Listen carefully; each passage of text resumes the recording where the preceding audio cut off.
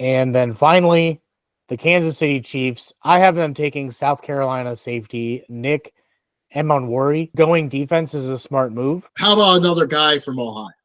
Harold Fannin was just absolutely ridiculous. Was robbed of the Mackey Award. Dude, He don't even was get me started on that.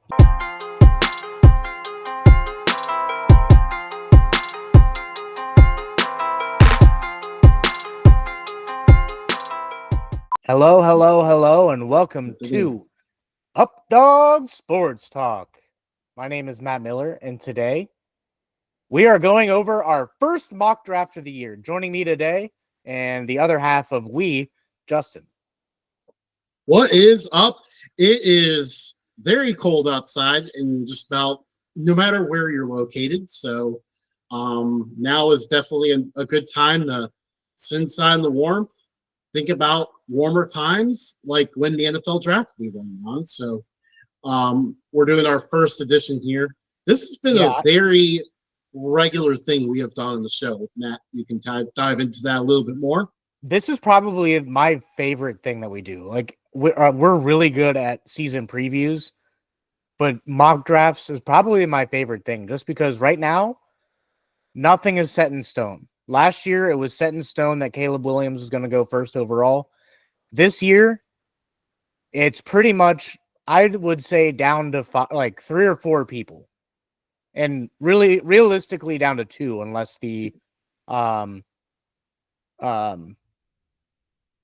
combine changes things. Yeah, it feels very wide open this year.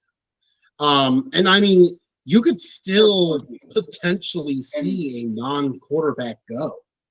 Yeah. First overall in this draft. This class, I think maybe we could dive into that a little bit more.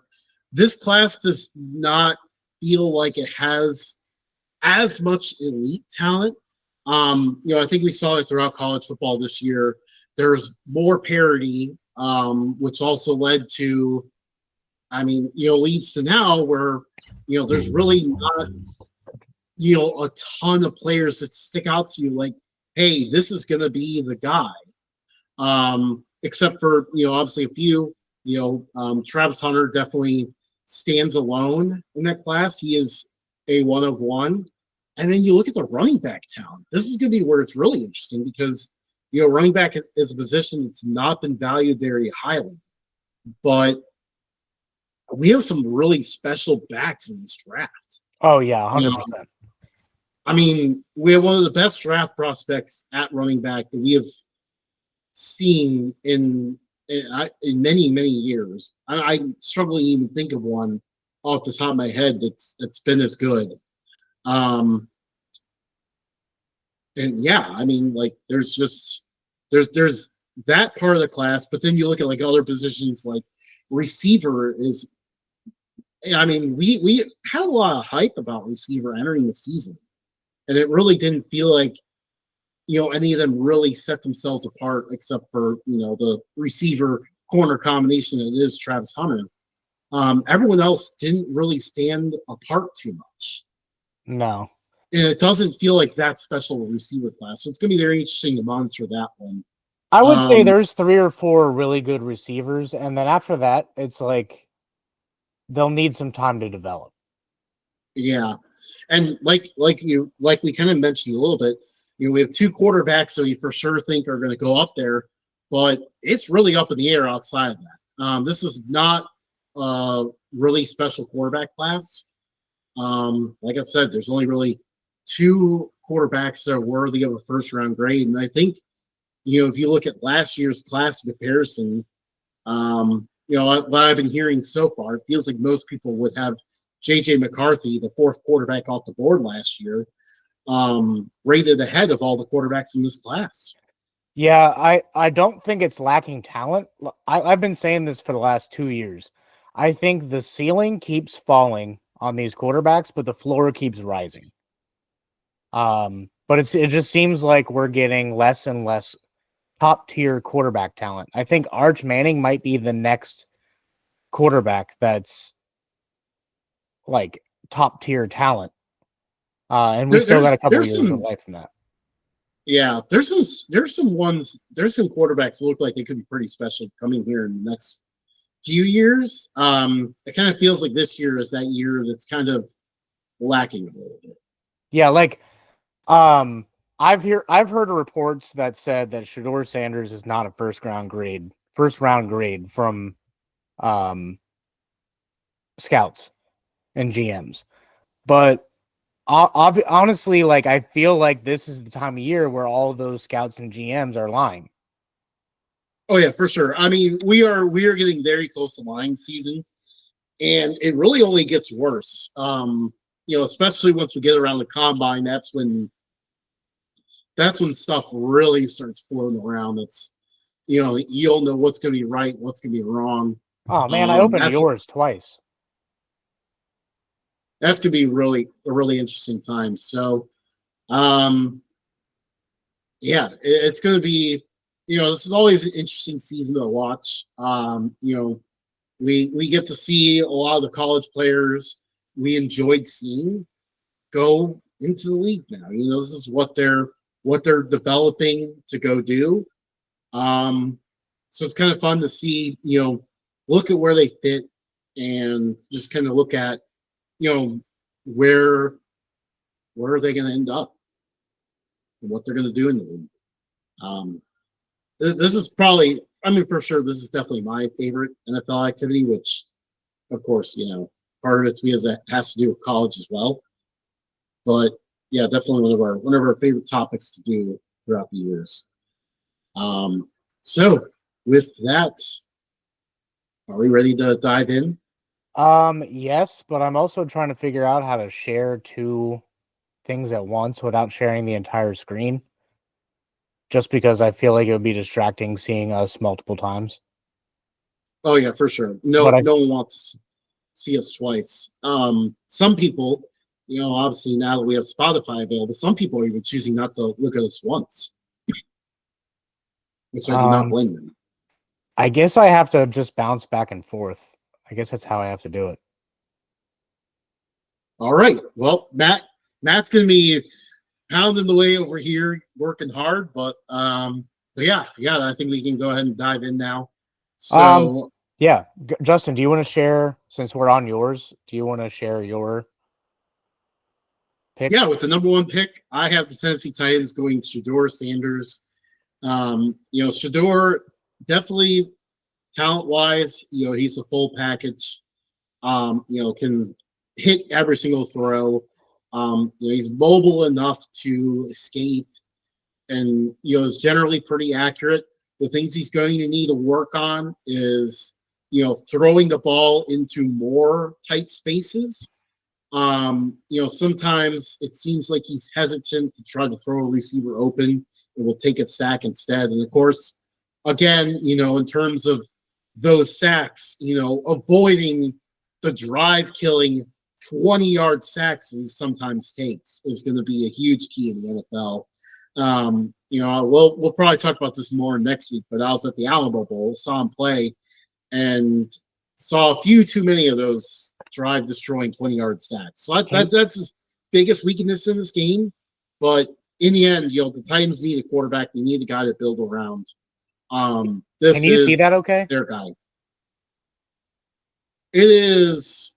Pretty small. Um, well, also there's like a weird thing going on here where like Where I you I, see it again and again and again and I know again I and can then see again. you. I can see you 4 times. PowerPoint. All right. I'm gonna present mine just so it's easier. I think it's this one. All right. So I go Cam Ward with this one. I think the picks in the bowl game don't hurt Shador Sanders a ton, but right now I think it hurts him enough to not be number one. Had we done this before the bowl game, I would have said that he would have been number one, but here we are. I think Cam Ward is an elite talent. Um, I don't know how he and Tennessee will get along. It gives me Malik Willis vibes. Yeah. Um, and they've ruined like their only good quarterback since I think Vince Young left was Ryan Tannehill, if I'm not Yeah, mistaken. I and they can't really remember. haven't. They haven't hit on They any really, like Marcus Mariota was okay. He mhm. wasn't a bust like Jake Locker or some of the other picks that they've had, but I just feel like they've been like they swung and miss on pretty much every quarterback. Um, Yeah, but I have Cam Ward going here. I think if they can develop him, and a Callahan is a good offensive mind, if they can get him going, I think this offense can actually be a rather dangerous, to be honest. oh yeah, for sure. They have receivers in free agency and the later rounds. They're going to need to look at addressing that offensive line, but I mean, I think they have some pieces they can definitely build around.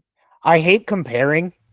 You know this. I literally hate comparing quarterbacks to other quarterbacks. Like everybody's play style is different, but Yeah, Cam Ward, I think his ceiling is Jaden Daniels, and his floor is Malik Willis. yeah, yeah. I could see that. Cam Um, Ward, the legend from Incarnate Word.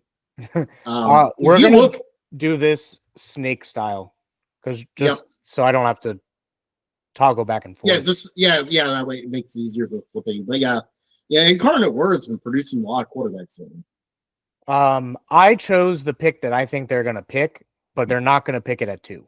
I think the Browns are gonna trade back, and I think the Raiders are gonna trade up.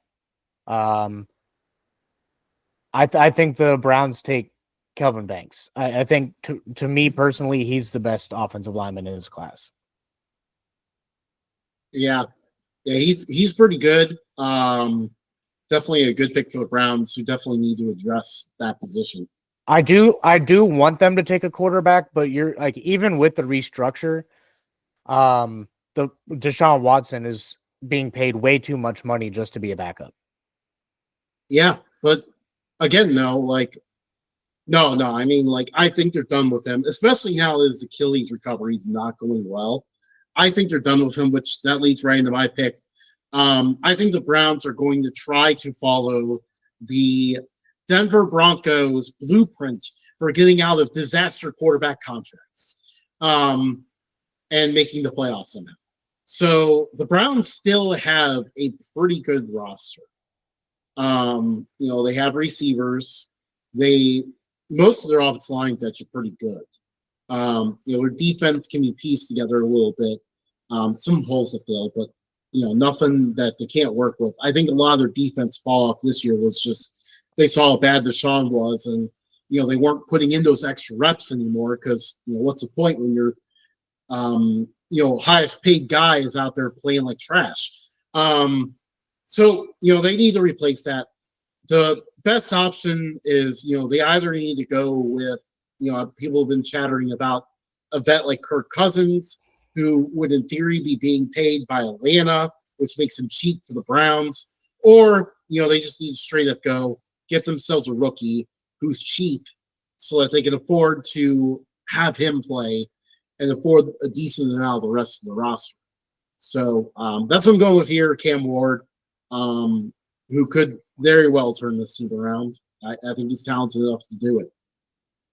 And then snake style here. So on to the New York Football Giants. They have missed out on the quarterbacks in this situation. Their meaningless win over the Colts the other week has come back to bite them here. So no quarterback available. They're not going to reach for one. I think at this point, you need to give yourselves someone else to market yourselves around. Like, the Giants had these guys for a little bit. Like they've had Saquon come through. They've had Odell. Like they've had a lot of exciting players, and then all of a sudden just had none. And then this year they finally draft Malik Neighbors, but they need to give him. They need to get someone else as well. So sorry. We'll get to what I just saw in a second, but I'm watching basketball on the screen. But anyways, Travis Hunter is that exciting player. He would fill both giving them another receiver, another dynamic weapon on the offense, and also give them a good cover corner. I think Hunter would be a perfect fit for them to do. I'm gonna go the opposite route. Um, I'm gonna go. This is assuming there's no trades. I do think the Raiders are gonna jump the Giants and grab Shador Sanders, but in the purposes of this mock draft, that doesn't happen because we don't do trades. Jeez. The New York Football Giants select Shador Sanders and fix their quarterback problem. Maybe this turns around the franchise. Who knows if Papa Sanders wants him to go to the Giants, but we'll see how all of that shakes out. Based on what I've been seeing, I think he would like. I think he wants to go to the Giants. Which I think somehow he's hoping. You don't normally hear of people wanting to go to the Giants. Yeah, I think playing in New York has its appeal. Probably I'm moving on quickly because there's not much to be said there because it's not what I believe will actually happen. Probably the best fit in the draft would be Travis Hunter going to the Patriots. They have a young QB, they need a wide receiver, and they need a corner. He covers those two things. It's a shame that he falls to 4 in this mock draft, but dude's special. I can't wait to see what he has in store. I hate that he's going to the Patriots, but that's just the biggest fit. Let me tell you, I'm hoping someone trades up or one of those top 3 teams takes him. Yeah, he would destroy the Bills. Because he is also like just one of my favorite players. You know, one of our best friends. Got to go with him through all the Heisman stuff. I got to hear a lot about that in San Antonio, and it was pretty cool. So the last thing I want is for him to go to any rival team that I have to root against. In fact, it was so bad that the Bills game was actually on TV for some reason. And I was like, this is so weird. I have to root for the Bills to lose to the Patriots because I don't want them to get Travis Hunter. Anyways, moving on from that. Patriots badly need a receiver. They need someone for Drake May to throw the ball to. I mean, please, just give him someone. In this case here, Travis Hunter's off the board, so that puts them with Luther Burden as the next best option. Now, early mock drafts here seem to have Teteroa McMillan up higher right now, but I'm thinking ahead here, thinking about how the draft process will go. McMillan is a taller receiver. Because he's not going to run the fastest 40 in the underwear Olympics or whatever, I don't agree with it, but likely through the draft process, he is going to drop a little bit. So that is what I'm projecting in my mock draft. With that being said, that leaves Luther Burden as the top receiver option on the board. So that's who I see the Patriots grabbing here. He's been a top prospect, just very smooth receiver. He had a few rough moments this year where, it kind of felt like he quit on the team. So that's kind of something to work on. But overall, I mean, finally a top receiver option for the Patriots that they just so desperately needed. And then moving on here to number 5, I have the Jaguars taking Will Campbell from LSU. For a little bit here, Trevor Lawrence looked like the future. He looked like potentially the best, one of those top quarterbacks in the AFC. You look about how things looked that they got that playoff win. I don't even know how many years ago that was now, but things were looking good, but it eventually all fell apart and Doug Peterson got fired.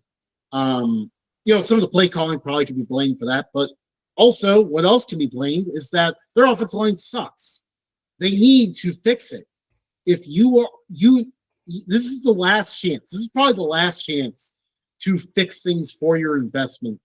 The Jaguars badly need to draft and just do anything to address this offensive line. That has to be addressed first and foremost. You can't keep having Lawrence get hurt every single year and just struggling to get passes From one Will to another, on. I'm going with Will Johnson. Yes, the offense struggled a little bit this year, but I think this draft, either this draft or free agency, you can find another tackle to fill that void. The defense has been just trash. They're gonna need someone to who's a stud in the pass game to just stop receivers from just being extremely wide open. And Will Johnson, I believe, will be that guy. That'll take some pressure off of the offense to where they can slow down a little bit and not have to rely on Trevor Lawrence getting brutally murdered by his offensive line. But the Jaguars, it's kind of funny because like I can't even think of the last time the Jaguars had an elite corner. Jalen Ramsey. Okay, fair enough. um, that 2017 Jaguars team that almost made it to the Super Bowl is still wild to think with about. Blake Bortles. Moving on from the Jaguars, I feel like they just get momentum and they look like they're going to be good, and then like the next year they're just not. I mean, the next several years after that, they're not. Yeah.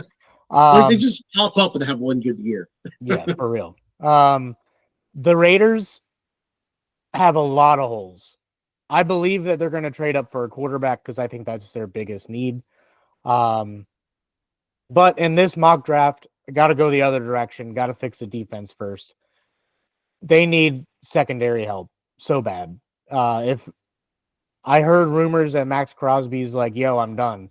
I didn't get to see the post. I was busy at work. But if Max Crosby does leave, maybe there's a different person here. But as of right now, with Max Crosby still on the team, they got to go safety. They gotta have some guys in the back end of the defense. Yeah, I mean the Raiders They could go any direction here, really. Yeah, they definitely have a lot of gaps in the roster. There's I don't know like how you can fire a coach in the first year when that's your roster. Quarterback is the huge position they need, but obviously they won too many games to get one. So they need to get some sort of dynamic weapon. You know, Devontae Adams against the terrible quarterback play, absolutely hated it there and was just like, I'm out, guys. And eventually they traded him. So, I mean, they have Brock Bowers as really their only true weapon. You know, they have, I mean, Michael Mayer actually popped in there. So, you know, they have a fine 2 tight end set going on. Now, none of their running backs were productive at all. You know, they briefly have one good game of Sincere McCormick, UTSA legend, and then he got hurt. So they need to finally just get themselves something to build this offense around. They did not succeed at building it around a quarterback. What is plan B? Plan B is a running back. Get themselves a dynamic running back. Go in 2 tight end sets most of the time. And, I mean, at least you have something to help protect your defense. And, you know, at least they're not on the field as much. And when they are on the field, they're putting pressure on guys because they do have some dynamic pass rushers. Yeah, I just think kind of like Genty here. I just think that running backs are not valued at all. So I don't see like any running backs in the foreseeable future going anywhere near the top 10. Well, you know, I thought that, but then maybe outside I was like, what's the best weapon? And I just kept going back to Genty. He is a one-of-one running back, a talent that we have not seen enter the league in a long time. And I mean, you know, the way he's breaking tackles, like he's breaking tackles in a way that we're going to see in the NFL as well. Like he is going to be able to get your team more yards than it deserves on a play. And just to at least get this thing off the ground, that's what the Raiders need. Didn't he have one of his best games in the Raiders stadium? Yeah, he had a pretty good game. UNLV had 9 in the box, and I think he still ran for 150. Yeah. You can move on to the Jets. On to the Jets. I peeked ahead. I know we're kind of on the same page here, but just different thoughts on which tackle we had higher. Right now, Kelvin Banks and Will Campbell are kind of interchangeable, but yeah, the Jets. It has been glaringly obvious for years that offensive line is their biggest need. Um, they badly need to solve this, and that's where Kelvin Banks comes in. Yeah, I heard some rumors that the Jets may be eyeing JJ McCarthy. So if that's true, I don't think they have this pick. Um, but assuming they can rip off the Vikings and give them next year's pick instead, um, to me, Kelvin Banks is off the board. I go with Will Campbell. Um, like you said, they're interchangeable. I had Banks a little higher, but Will Campbell is still a serviceable tackle, especially what he can do in New York if they get a good QB and get a good rapport going. Was he the one that hurt his knee? Was that I don't think Banks or so. the other tackle? There was another. It was one of the two Texas tackles hurt his knee like last week, 2 weeks ago. Let's see. Cameron Williams. Maybe it was Cameron Williams. Um, but we agree Oh no, on. no. He was briefly hurt, but he returned versus Arizona State. Oh, okay. I forgot to change over to mine. Um, so there's my Will Campbell pick. The first we have our first agreement, and I hate that. I hate that you went first. Because this would have set all of this up better. But Abdul Carter, we both agree on that. The Panthers are in desperate need of a pass rush. And Carter is it. I think Carter's a phenomenal athlete. Yeah, He can get the job done. and he could go higher than this too. Oh yeah, So certainly. based on how this theoretical mock draft worked for both of us, Panthers are sitting pretty right now because they ended up with a player that could potentially even go like as high as 3, all the way down to 8. So this is a steal for the Panthers. I can't imagine they would waste much time turning in their card if he's on the board. Yeah, I wouldn't expect them to waste a whole lot of time on that. Just like we don't really have to waste a whole lot of time on that pick. Yep. On to the Saints. I thought about giving them an edge rusher because they desperately needed one for years, but I'm tired of playing that song and dance. Plus, they traded Marshawn Lattimore this offseason. They need to get a top tier corner in there to deal with all the receivers and get in fights with Mike Evans. Will Johnson seems spicy enough to be that guy. That's who I have them taking. I went a different route. I say the Saints stick to their guns and keep drafting edge rushers. You mean they do the opposite? They finally take one. They finally take one. Michael Williams, he's really good at football. I think they are hoping for Abdul Carter. I think that would be a good fit, but Michael Williams falls to them, and they finally fix that. But there's still a ton of holes and little to no cap room. The Bears can go pretty much anywhere with this. Offensive line seems the better route, but where I have your pick, I have him a little lower. So I'm going fixing the defense. They get their mantra of a strong defensive front back.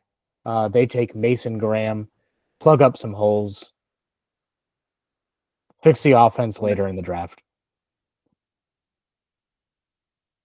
Yeah, I went a different route here. I did think about Mason Graham. He's kind of a steal at this juncture, but in the end, ultimately, Caleb Williams is your investment, and you have got to protect it. Their offensive line was so bad, especially on the interior, which is why I have them going with Tyler Booker here. Maybe they even managed to trade back a little bit and get him, but I mean, ultimately, this has to be what you address because you cannot keep letting Caleb Williams get sacked over and over. Like, Well, to um, be fair, it's not all his fault, just like it's not all Joe Burrow's fault or Joe Burrow gets sacked a bunch. They're both quarterbacks that hang on to the ball, trying to find the open receiver. So some of the yeah, sacks, not there are times where the floodgates just open and his offensive line decides to just lay down on the ground. But there's a lot of times where he pretty much gives his offensive line a sack. right.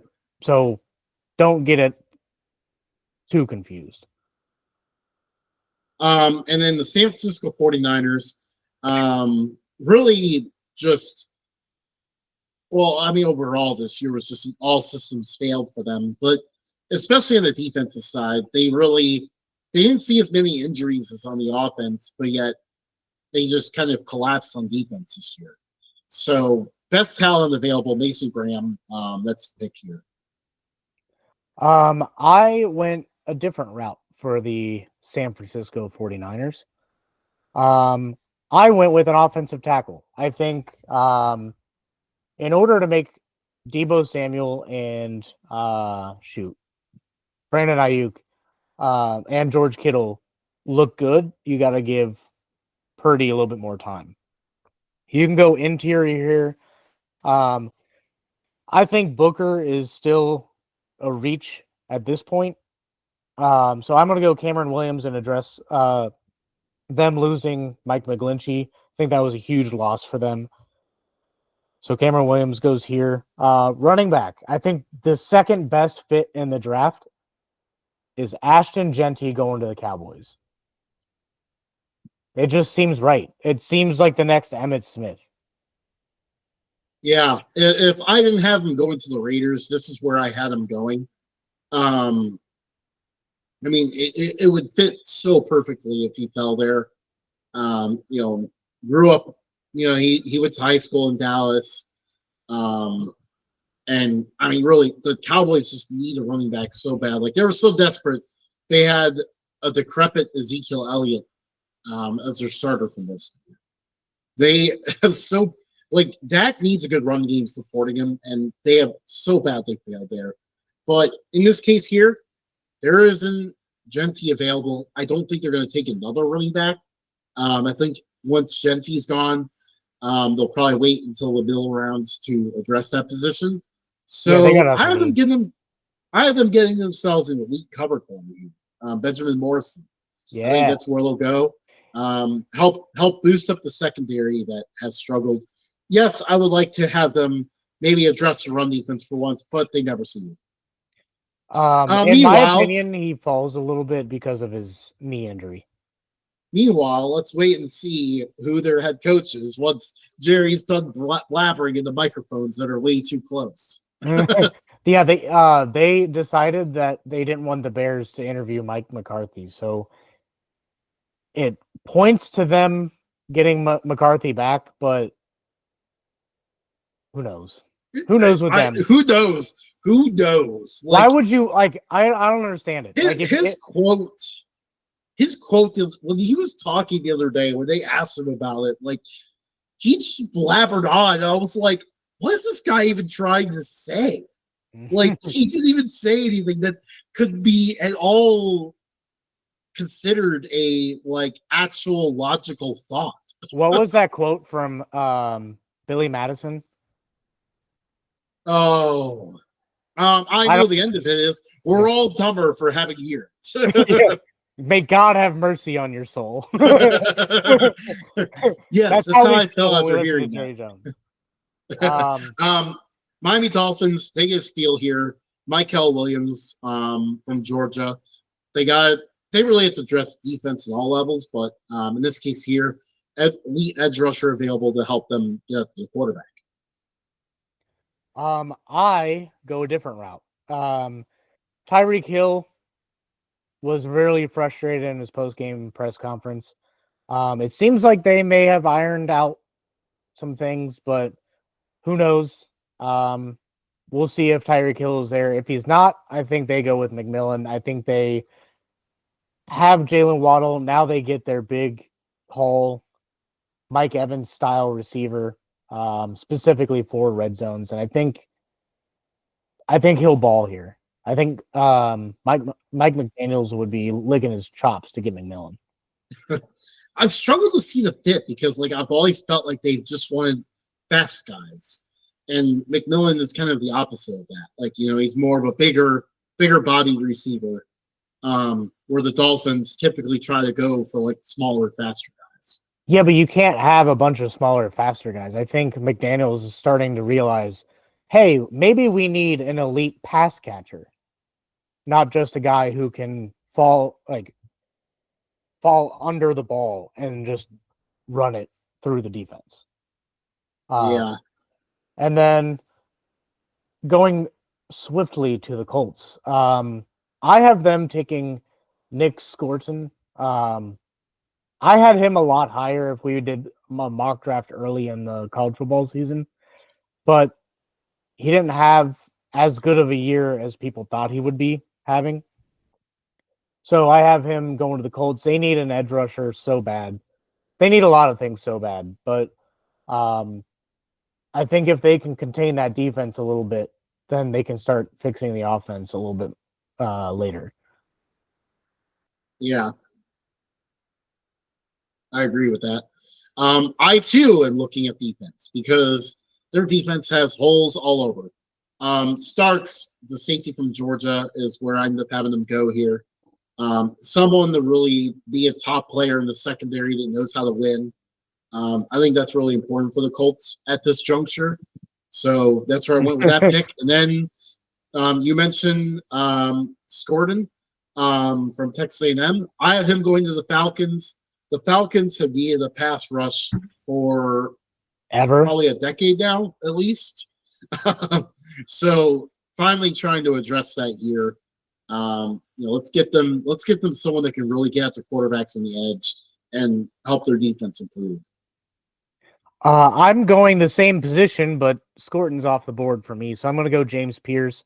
It's such a big position that we agree on the position. Yeah. Moving on to the Cardinals, because you kind of took all my talking points for the Falcons.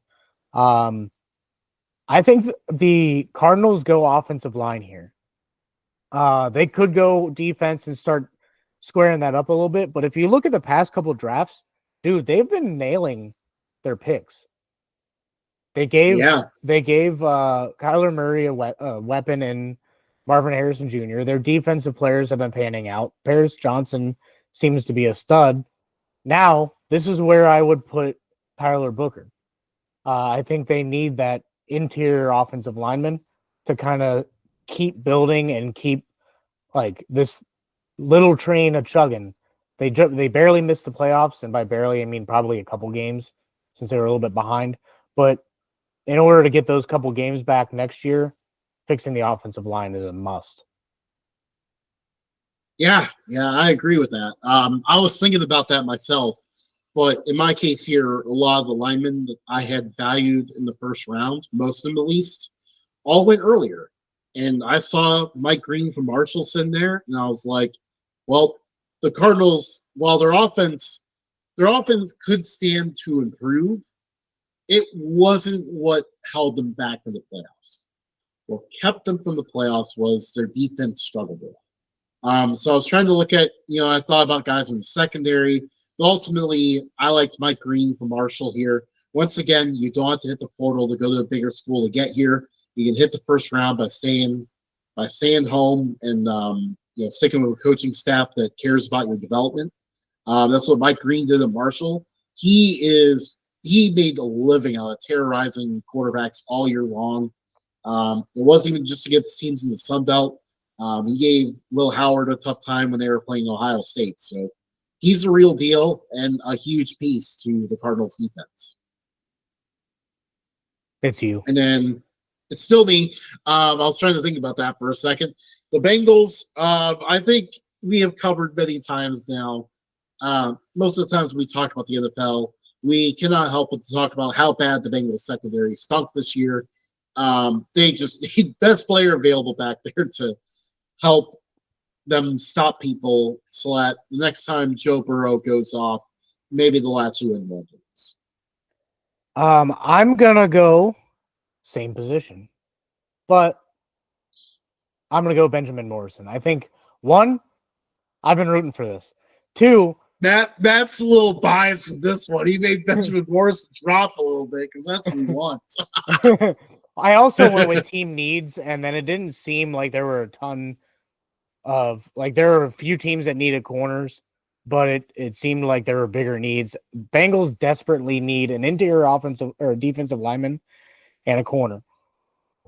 They fix it with a corner right here. Benjamin Morrison is a stud, and I feel bad because he hasn't been able to play most of this year. I really would have had him much higher, probably at 9, competing with Will Johnson if he didn't get hurt. But going to the Bengals, I think he gets the better end of the deal in my mock draft. Going to a team that has an elite offense and has desperate need for a corner on defense. Moving past the Homer pick, the Seattle Seahawks really need an offensive line. I don't think Geno Smith is the answer, but if you're going to have anybody at quarterback, you got to protect him. To me, Josh Simmons is an underrated offensive lineman. A lot of these other offensive linemen have been getting a lot of love and boost and all that. I think Josh Simmons really hasn't been talked about a whole lot. Yeah. Unless you're an Ohio State fan and you're just kind of watching the entire, every game, the entire game, then you know who he is. But here, they get a steal. Maybe a little bit of a reach in this range, but they progress his talent well enough. He's going to be a stud for them. Yeah, another one of those big, massive, meteor men. Bigger meteor men from Ohio State. Ultimately, because I considered Josh Simmons, but ultimately what I thought was going to happen during this draft process, unfortunately, he got hurt.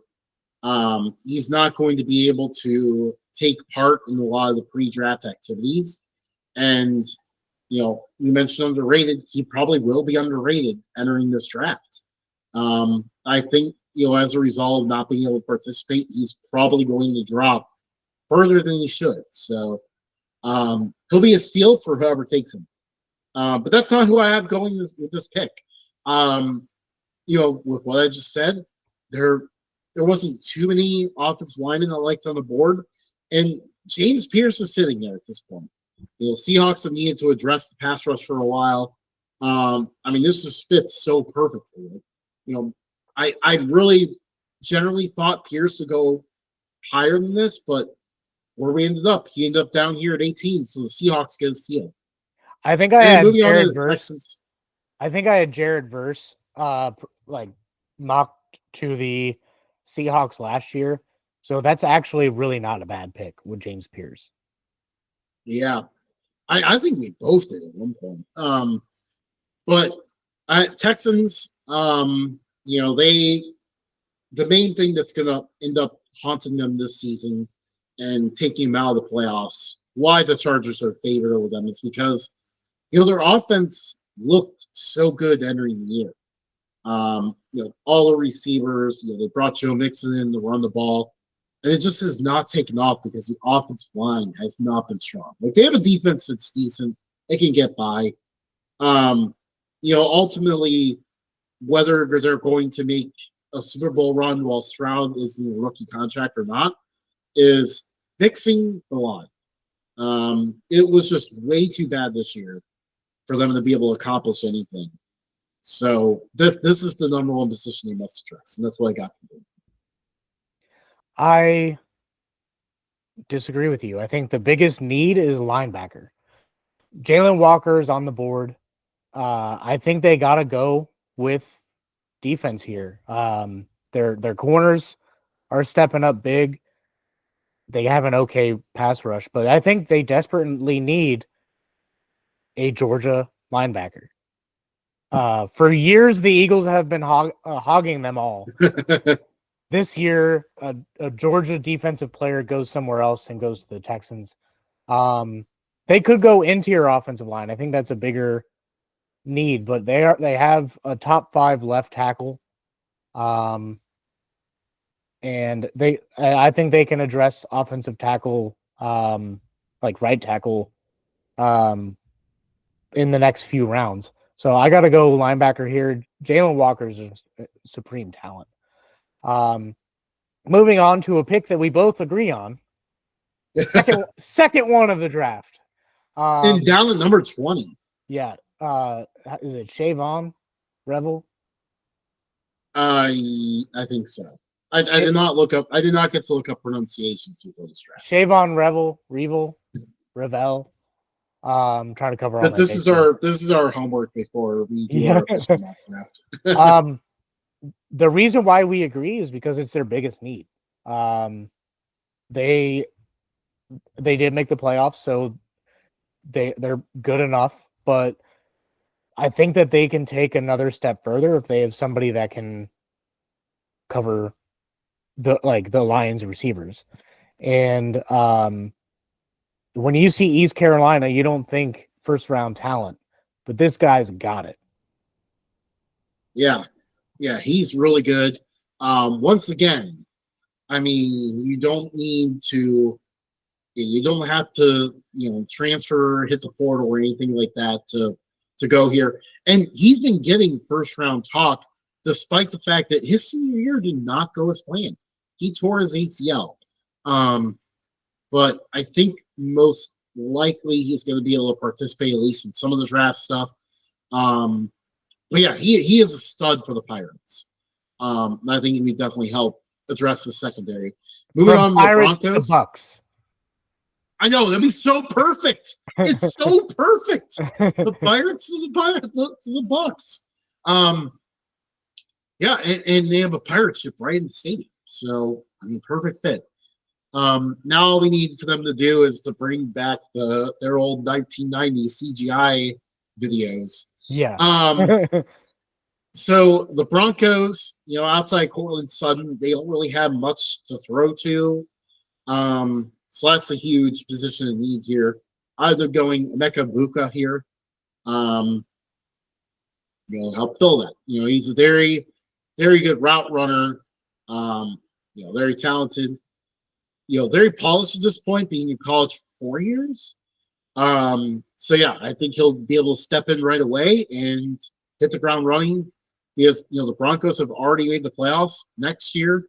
Assuming they don't go on a run now, which in this, obviously this is just based on the NFL standings at the moment. But if they're picking this high, they have not made a playoff run. So they're going to be looking for a receiver to help get them to that next level. I agree with the position, disagree with the player. I think Luther Burden is still on the board, and he just seems like a stud Broncos receiver.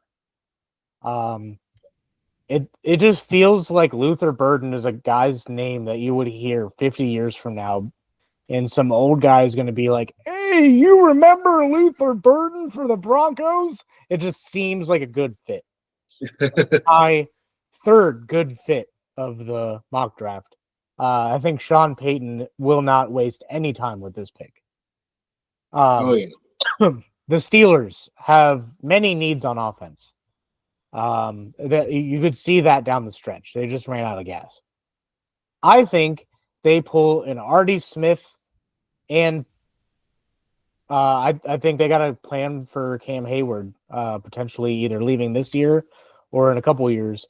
Tyreek Williams, I think he's a beast. My cousin, Chad, will not like this pick at all. He really likes Williams a lot, but I think it just screams Steelers mantra to take a stud defensive tackle here. Stud defensive tackle from a Rust Belt college team. Perfect fit. Ohio State defensive tackle. I'm looking at the offense though. They desperately need to address the receiver position. Part of why they faded down the stretch is, some of the smaller, faster guys aren't able to do as much now that it's colder. And the only really big receiver they have is George Pickens, who, put up an impressive stat line of 1 catch, 0 yards, and more times yelling at his own fan base. So, and like 5 drops. So they need to address receiver really badly. And they love these big, tall receivers that can make catches in the red zone. Russ is going to love throwing it up to him. This is the perfect fit for McMillan. I actually think the reason why I didn't go with the receiver here is actually because Tyler Boyd is from Pittsburgh and will be a free agent. I've just looked at his contract, so he'll be a free agent. So I think he goes back to Pittsburgh on a 1 or 2 year deal. So that's why I went defensive tackle. But I agree with you. I do think they need a receiver. Yeah, I think they could do that and still draft a villain in the spot. The Rams, they could, Cooper Kupp might be on his way out. They kind of seems to be rumblings about it.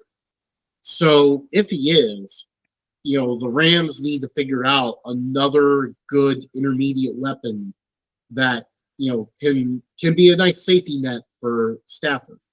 Tyler Warren, great tight end. He's the perfect fit to be that guy. I can see that, but I'm gonna go with a different pick for you. I'm gonna go corner. I think getting bolstering that defense back to Super Bowl levels starts in the secondary. They hit on a few good picks last year, and I think Trey Amos, perfect fit, perfect spot. Hey, I can see it. Moving on to Green Bay. This one was a little harder for me because I could have gotten a few different routes here, but ultimately, I think they need a run stopper, and I think they're going to go for an elite defense. I think the NFC North is starting to turn into the domed version of the AFC North. Just big, meaty defenses. And how do you start with that? A bigger, meatier man from Ole Miss. I do know the Packers play outside. I'm just saying the other teams have domes. Well, never mind. I guess half the teams in the division have. And the Bears will soon have a dome. Yeah. Well, Walter Nolan, I think, has really good talent. Maybe a little bit of a reach here, but I still think he's first-round talent. Yeah, I agree. With my pick, I was thinking the exact same thing. We agree on this one. Yeah, we were both in the same mindset here. They need to get better at stopping the run. You may think about all the receivers and stuff that the Lions and Vikings have, but in all reality, both of their offense is based out of running the ball. So how do you stop that? You get better against the run. Chargers, this just seems too perfect. Jim Harbaugh gets reunited with Colson Loveland. Give an elite tight end for Justin Herbert to throw to. I think it's been apparent that they really want to use a tight end in the offense, but they're throwing around. I don't even remember the name at this point. Like freaking Will Disley or something? Like Jared Cook. Yeah, random guys like that running around. No, I give themselves an elite tight end.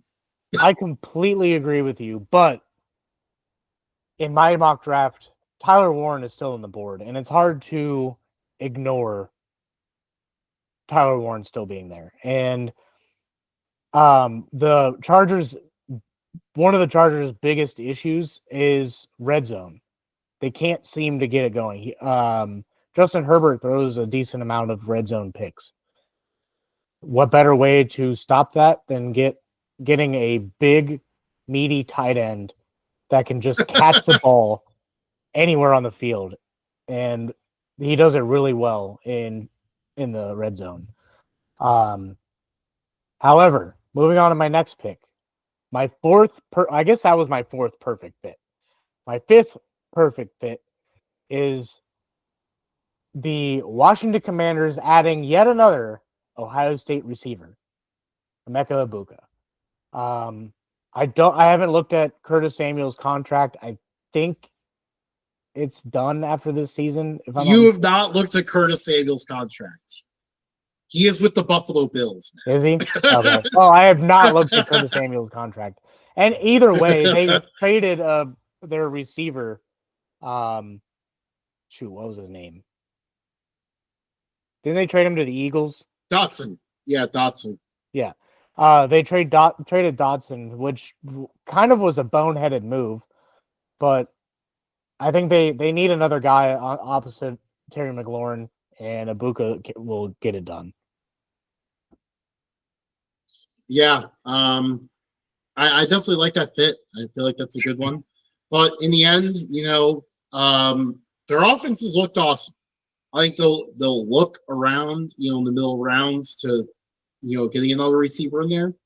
But I think they need to look at stopping teams first, and they need to select the secondary for a while. Xavier Watts, or isn't it pronounced Xavier Watts? Either way, he is one of the best.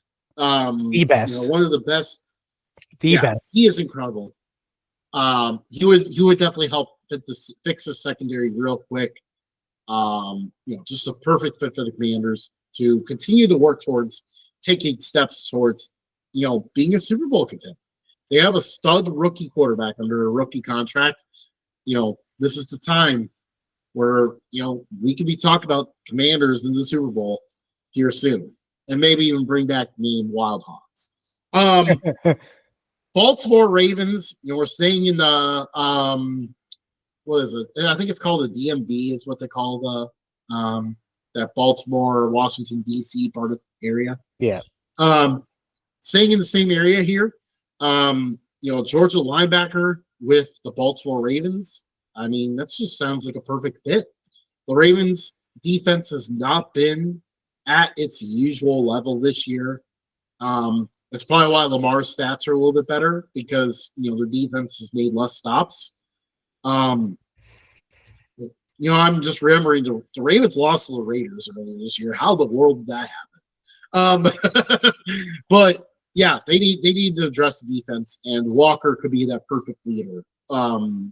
At linebacker for them. I am going to go a different route. I think their biggest need is corner. There are no corners in this range, in my opinion. So I think they will. I think they'll go offense. They need an offensive tackle. Henry was able to take some pressure off of the offensive line, and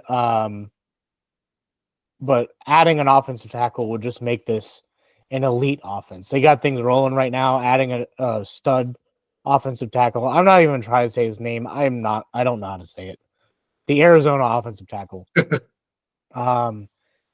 But yeah, if they can get a stud offensive tackle, I think they can be like the first. I think they can go for the division title, 3 years in a row? Yep, it would be year 3 in a row. Which I don't think has been done in quite a while in the AFC North. Yeah, no, it hasn't happened in a while. Moving on to the Philadelphia Eagles. I think they got to go with an edge rusher. They don't have many holes. So I think that you got to get after the quarterback now if you want to get to the next step. Stewart's a stud. They would be so happy to get him here. Yeah. I think ultimately, I think you nailed it with that pick because, if they Hey, I obviously forgot we agree on this pick. assuming that Jalen Hurts clears concussion protocol, which if he doesn't, that could be what prematurely ends the Eagles season. If that's not what ends it, what could end it is their inability to get to the quarterback. I mean, yeah, they're okay at it, but they want to be elite at getting after opposing QBs. So adding another pass rusher is the move here. So that's why I agree. And with the Bills, they actually managed to make a lot work on the offense. It didn't really feel like they had a lot of weapons, but they turned around. They managed to address it by the draft last year and making a trade. So we can kind of turn away from that for a moment. As much as I want to give them Harold Fannin and have them do a 3 tight end set, they need to look at the defense. The defense has been a huge issue in the last month. I mean, you could really look at many different positions all across. In the end, I went with safety, just to give them someone back there to kind of lead the unit a little bit. I stayed on the defense, but I went with edge rusher. Was Von Miller's contract up? There's an out this offseason, and I can't imagine they won't take it. Even if they like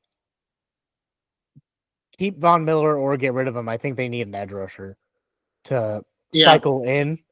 And what better way to do that than have a rookie stud, Ole Miss, Princely? We're not trying that one. They need a pass rush. They need a secondary also, but I think I think corner's a bigger need, and there's no corners in this range, in my opinion. So I'm gonna go edge rusher here. Moving on to the Minnesota Vikings, Xavier Watts could go a lot higher than this. Oh man, if the Bills pass up Xavier Watts, I'm not going to be happy. But a Notre Dame safety just seems to fit well with the Vikings since they've had one for like 15 years. But it just seems like a great fit. He would anchor down that secondary, and then they can start adding the defensive pieces around him. Yeah, I think that's my 6th perfect fit of this draft. Matt Miller's perfect fit. I should do a list off to the side of like perfect fits. I think they need to have, they have to get creative to get after the opposing quarterback. Why not just make it a little bit easier by having more elite talent up front? That's what I'm going to have them go with here with Jordan Birch. He is one of the best pass rushers in this draft. Obviously, as you can see, I'm having edge rushers kind of rising up the boards here a little bit. Because teams tend to value that. So I see Birch going to the Vikings here, kind of giving them the top guy. And then with the Lions, every single time I do a Lions pick, I'm just looking for someone that is, bring your lunch pail to work, Rust Belt kind of guy. And Jack Sawyer was just the name in my mind the whole time. He just looks like a Detroit Lion just from the beginning. Some people may argue that JT Tuimoloau is probably the higher upside, but sometimes I feel like with these picks, Lions may not be looking at that. They're looking for who their guys are. They're Rust Belt kind of guys that fit the culture that they're building there. That's what Jack Sawyer is. And they need someone opposite of Aiden Hutchinson to really get after the quarterback. I agree with that last statement, but I disagree with the pick. I think Jack Sawyer is going to be a 2nd or 3rd round pick. Here I have Landon Jackson, the Arkansas edge rusher. I think for Arkansas being such a bad team, I think he somehow lifted them up just a little bit. Not a whole lot of attention because, frankly, that team sucks. but I agree with you. They need an edge rusher to go across from Aiden Hutchinson once he returns from injury. And then finally, the Kansas City Chiefs. I have them going like 8 different directions on this because they don't really have like a need. They have a we can fill that void. I have them taking South Carolina safety Nick Emonwori. I think going defense is a smart move. Offensively, you have Patrick Mahomes. He can do whatever he wants with whoever he wants. So I think they got to go defense here and shore up the secondary. I thought about that, but I ended up liking, at this point, Travis Kelsey is pretty much being used as almost like a distraction or a blocker until the playoffs. Now, also get ready because, now that the playoffs are going on, this is probably when Travis Kelsey is going to go off. But in the meantime, they probably need to actually turn around to grooming themselves an actual replacement and somebody who's going to help them extend drives during the regular season. How about another guy from Ohio?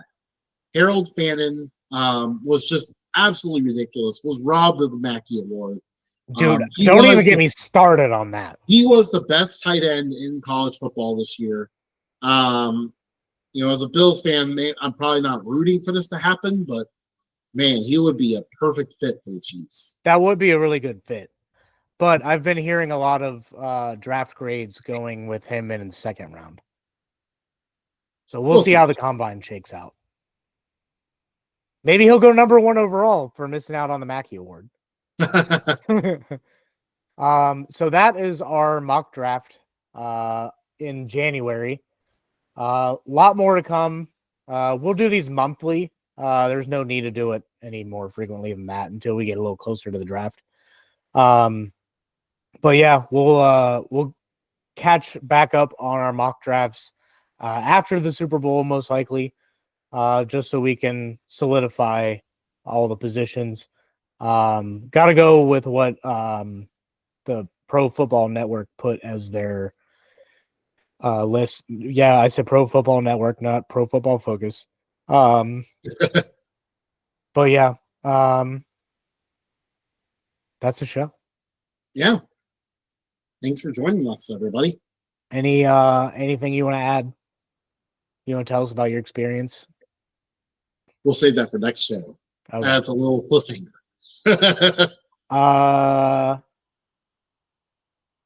Food? You want to do a quick food thing? I guess we could talk quick about how good Buc-ee's is. I don't like the amount of people that are there. That's the only thing I don't like about them. Yeah. I would prefer a Wawa. Yeah, because like the first time I was at Buc-ee's on this trip, it was during the day, and yeah, it was pretty busy. The second time was in the evening when I was on my way home. I think I got out of Dallas at about like right around 7:00. And then there's that one that's just like just outside of Dallas on 30. And I was like, all right, here we go. Not that busy. It was pretty nice. I was able to just kind of peruse my way on through and find out what snacks and stuff I wanted. And of course, I had to get the brisket sandwich. I'll tell you what. So they have these new crackers. And they're not a lot of people have talked about them yet because I feel like most people focus on the nuggies and stuff, rightfully so. But I saw these new crackers that I hadn't seen before, probably because it's so busy. And I got chili cheese and Cajun. They were pretty darn good. They were really, really good.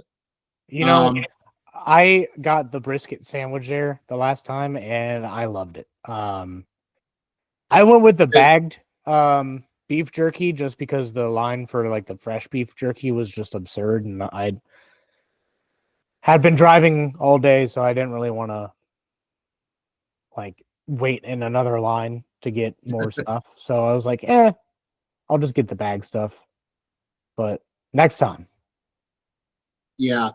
I gotta get the fresh stuff at some point too. Um, by the time obviously the first time it was way too busy, but the second time even, it was like seven something. Um, I was tired because I was, the bowl game ended like, I don't know, it was like 10, 11 or something. I was on the field and stuff.